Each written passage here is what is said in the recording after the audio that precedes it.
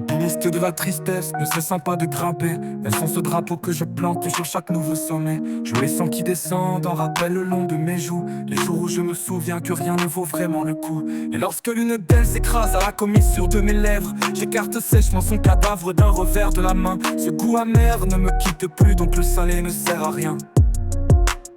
J'aurais voulu être chercheur, inventer le premier antalgique pour le cœur. Faire en sorte que son effet soit illimité. Ne plus souffrir, ne rien sentir, être à l'abri. À l'instar de tous ces gens qui peuvent se mentir à eux-mêmes. Alors ça va, très bien, je n'ai aucun problème. Mais je ne serai pas chercheur puisqu'orienté en première ligne. Il y avait 23 filles dans ma classe mais aucune n'était très belle. Pendant longtemps pour être heureux je me contentais de croiser le regard de mon amoureuse l'espace de quelques secondes. Je n'osais jamais lui parler de peur qu'elle me réponde. De toute façon, de par mon imagination, nous étions amoureux l'un de l'autre. Ensemble tout allait bien, jusqu'au jour où mon imagination ne put pas m'expliquer qui pouvait être ce garçon qui lui tenait toujours la main.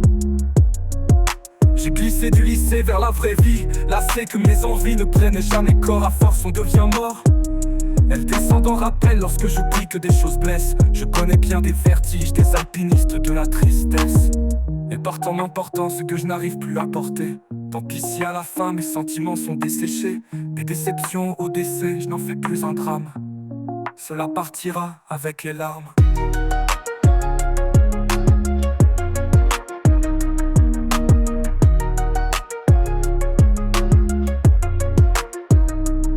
Un jour un arbre se mit à pousser dans mon papy. Les racines enfoncées dans son foie, je ne suis pas surpris qu'au bout des branches il puisse y avoir des bouteilles de whisky. Au fur et à mesure que les branches de l'arbre poussaient, les organes vitaux de papy commençaient à être transpercés. Il est des arbres que les médecins ne savent pas élaguer. C'est ainsi que mon papy finit par être débranché.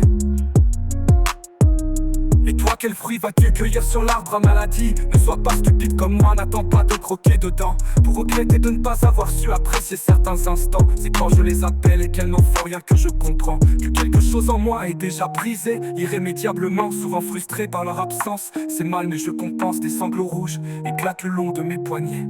Je les tourne mais ils n'ouvrent pas la porte à mon meilleur. À peine si en regardant le gauche je constate qu'il est 23 heures d'un jour quelconque dans ma vie quelconque où j'attends quelqu'un, quel qu'il soit, s'intéressant tant soit peu à moi.